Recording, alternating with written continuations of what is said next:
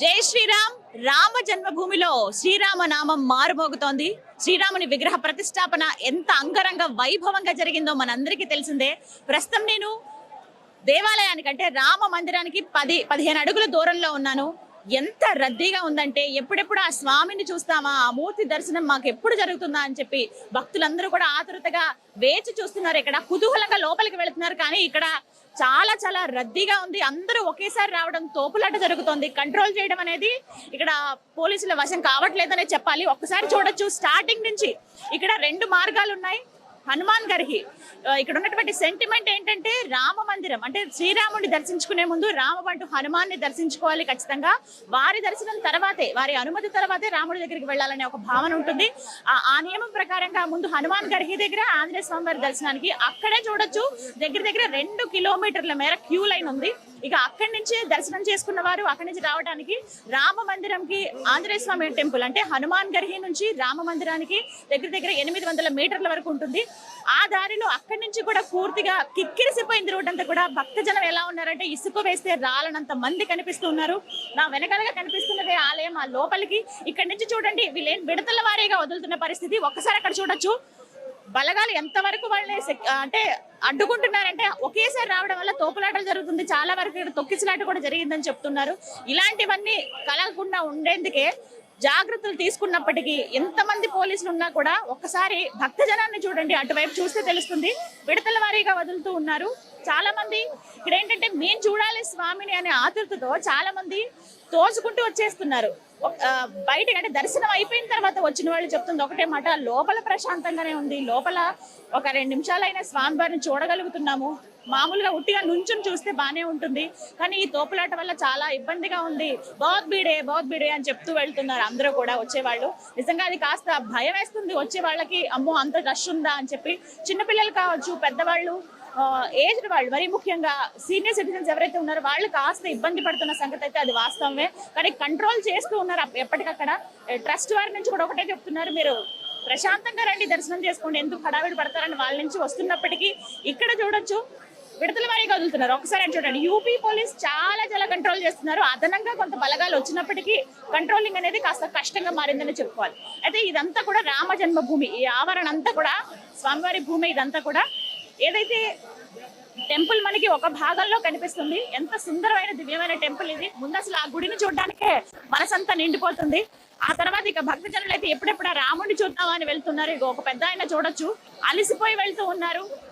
దర్శనం కలగాలన్న ఆశ వారిది. అండ్ ఇంకొక పర్సన్ ని మనం చూస్తున్నాం ఇక్కడ ఆ తొక్కిసలాటలో. చూడొచ్చు అలసిపోయారు. ఆ తొక్కిసలాటలో చాలా మంది మూర్చిపోతున్నారు, కళ్ళు తిరిగి పడిపోతున్నారు. పెద్దవాళ్ళు పాపం వాళ్ళకి చాలా చాలా ఇబ్బంది అవుతుందని చెప్పుకోవాలి. ప్రధానంగా ఎక్కడెక్కడి నుంచో వస్తున్నారు, ఎక్కడెక్కడి నుంచో వాళ్ళు వస్తున్న పరిస్థితి. పెద్దవాళ్ళని యాక్చువల్లీ సీనియర్ సిటిజన్ కి ఒక వైపు అని రూట్ పెట్టుంటే బాగుండేదేమో. ఈ కంగారులో, ఈ గందరగోళంలో ఏం జరుగుతుందనేది ఎవరికి అర్థం కాని పరిస్థితి.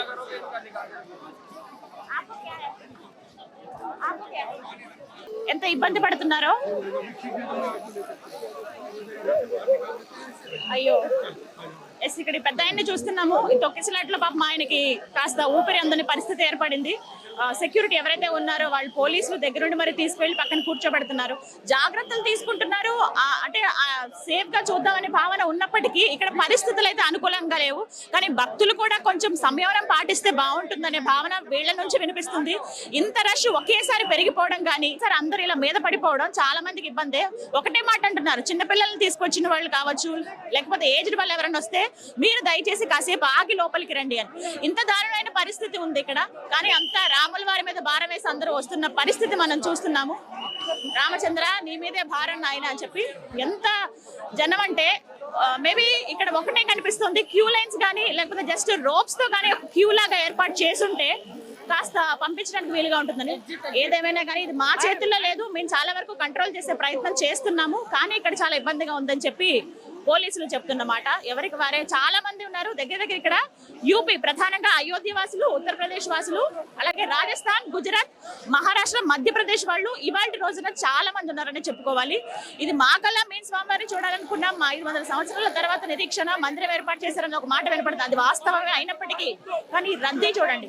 పోలీసులతో వాగ్వాదానికి దిగుతున్నారు. ఎందుకు మమ్మల్ని పంచండి. एक दीदी तो मर गई, बूढ़ी थी ना बहुत, जैसे बाहर कंट्रोल करना चाहिए, बाहर से कंट्रोल करना चाहिए। एक नंबर गेट से अलाउंस करना चाहिए कि यहाँ 50 छोड़ से यूपी से आए, बनारस काशी से।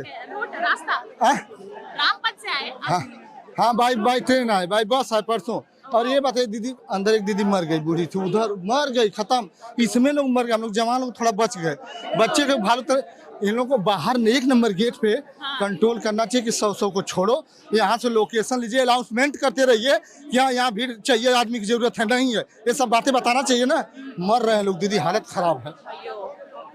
చాలా మందికి ఇబ్బందులు కలిగాయని చెప్తున్నారు.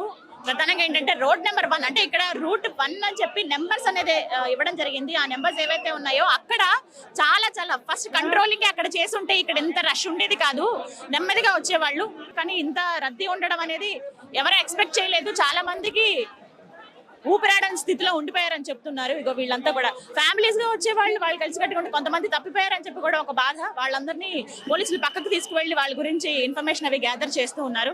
సరే వెళ్దాం. నేను అనుకున్న నార్మల్ దర్శనం అసలు ఎలా ఉంటుందో, మేబీ ఇంత అరేంజ్మెంట్స్ చేశారు కాబట్టి కంట్రోలింగ్ అనేది ఉంటుందేమో నేను భావించాను.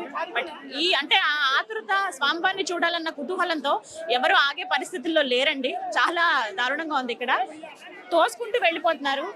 పెద్దవాళ్ళకే చాలా చాలా ఇబ్బంది అయిన పరిస్థితి. బట్ చూద్దాము. ఎప్పటికైనా దర్శనం చేసుకుని వచ్చిన వాళ్ళ మాట అయితే ఆ స్వామివారి దర్శనం బాగా జరిగింది ఇది మాట చెప్తున్నారు. ఎంత కష్టపడి వెళ్ళేది ఒక క్షణం ఆయన్ని చూడడానికే కదా. ఆ దర్శనం అయితే బాగా జరుగుతుంది. ఇంకో విడతల వారీగా ఇప్పుడు కంట్రోల్ చేసే ప్రయత్నం చేశారు కానీ ఇంకా అవ్వక మొత్తం ఆ బారికేడ్స్ ని కూడా తోసేసుకుంటూ లోపలికి భక్తులందరూ కూడా వచ్చేస్తున్నారు. పోలీసుల మాట ఒకటే, ఇంకా ఏం చేయాలి మేము, ఇంతకన్నా మేము ఏం చేయలేమంటున్నారు. ఇక్కడ ఇంత రద్దీగా వెళ్ళా స్వామివారి దగ్గరికి వెళ్ళేటప్పటికి ఒక్కొక్కరుగానే చూడాలి. అదొక్కటి అర్థం చేసుకుంటే బాగుండేది.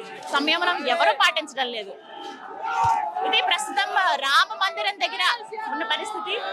ప్రస్తుతం రామ జన్మభూమి దగ్గర, రామ మందిరం దగ్గరలో ఉన్న పరిస్థితి అయితే ఇది ఇప్పుడు. అలాగే ఇప్పుడు దర్శనం చేసుకుని వచ్చిన తెలుగు వారు మనకు కనిపించారు. ఒకసారి వారితో మాట్లాడదాం. హలో అండి, మీ పేరు? మేడం మా పేరు రామకృష్ణ మేడం. మేము హైదరాబాద్ బోయినపల్లి నుంచి వచ్చాం మేడం.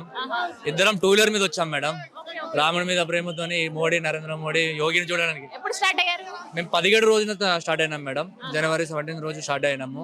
ఇక్కడికి 20కి 21కి రీచ్ అయినాం మేడం. స్టాప్స్ ఎక్కడెక్కడ?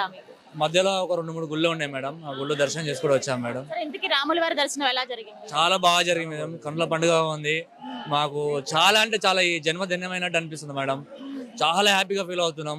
కాకపోతే ఏంటంటే పబ్లిక్ ను కొంచెం కంట్రోల్ చేయలేకపోతున్నారు వీళ్ళు. ఇప్పుడు ఇక్కడ బయట ఇంత రద్దీగా ఉంది కదా, లోపల కూడా ఎలాగా ఉంది మేడం. కాకపోతే ఏంటంటే గర్భగుడి అనే దగ్గరికి వచ్చే వారికి ఒకే ఒక లైన్ గా పంపిస్తున్నారు. అక్కడ బాగా చూడవచ్చు, స్వామిని మంచిగా దర్శనం చేసుకోవచ్చు. ఒక్క నిమిషం అయినా చూసే అవకాశం ఉందా? ఉంది మేడం, కంపల్సరీగా ఉంది. 1 మినిట్ చూసే అవకాశం ఉంది.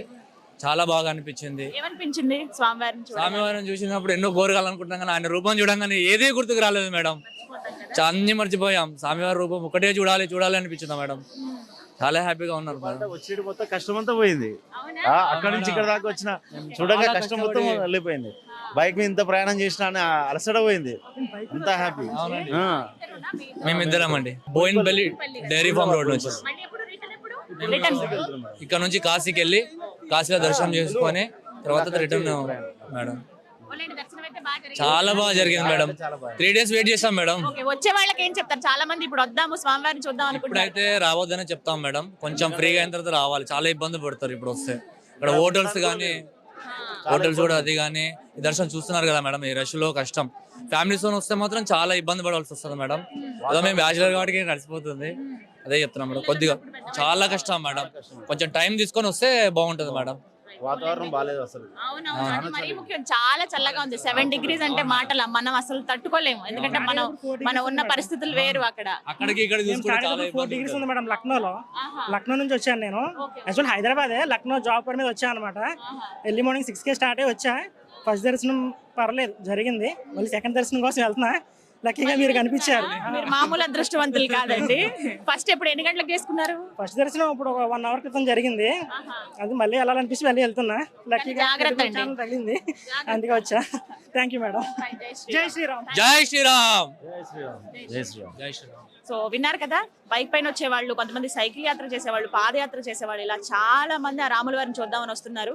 ఒకటే మాట చెప్తున్నారు, ఎంత కష్టపడి లోపలికి వెళ్ళాక ఆయన చూడగానే ఆ కష్టం అంతా మర్చిపోతున్నామని. నిజమే అది. కానీ ఈ మధ్యలో ఉన్న కష్టం ఉంది చూసారా, చాలా మంది పోలీసులు కంట్రోల్ చేయలేని స్థితిలో ఉండిపోయారనే చెప్పుకోవాలి. మళ్ళీ అక్కడ హోల్డ్ చేశారు.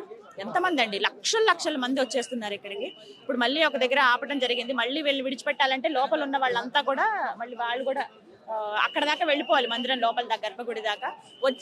ఇంకొక సమస్య ఏమైందంటే వచ్చే రూట్ కూడా వేరేగా ఇంకొక మార్గం అని ఏం పెట్టలేదు. బట్ చూద్దాం, ఈ మార్గంలోనే నేను లోపలికి వెళ్దాం అనుకున్నా. అసలు అంటే ఫ్రీ దర్శనం, సామాన్యులకి ఇచ్చే దర్శనం ఎలా ఉంది అని నేను చూడాలనుకున్నాను. అందులో భాగంగానే వెయిట్ చేసి నిన్నటి నుంచి ఇవాళ రావడం జరిగింది. అంతా స్వామివారి దయ. నేను కూడా వెళ్తాను, ఎలా వెళ్తానో, దర్శనం ఎలా జరుగుతుందో వచ్చాక నా అనుభవం ఖచ్చితంగా చెప్తాను. జై శ్రీరామ్.